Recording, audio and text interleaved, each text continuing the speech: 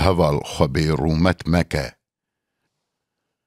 هەڤڵ خۆبێ ڕوومەت مەکە، ژینا بە دژمن ڕە کنە. دەستێ بە دەستێ دژمنە، چەندا گۆ کورد بی دژمنە.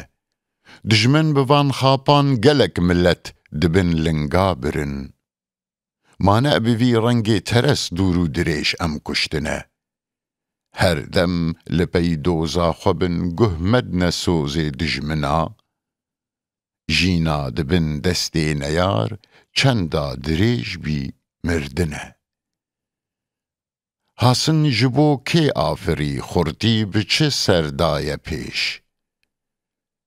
Ev hasin û xurtî hemî zanîn û tefkîra min e. Rast e nîzama hovika ev reng bela şanî medan. Qels û belengaz û reben xurtan her û her xwarin e.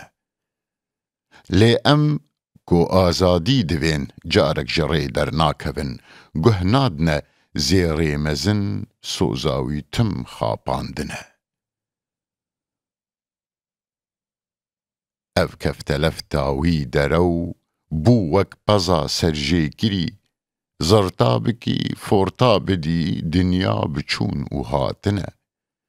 Ne bes cegerxwîn vê dibê, lê bîrbirên dinya hemî dara ku îstîmara ew hişk û rizî û bê bine.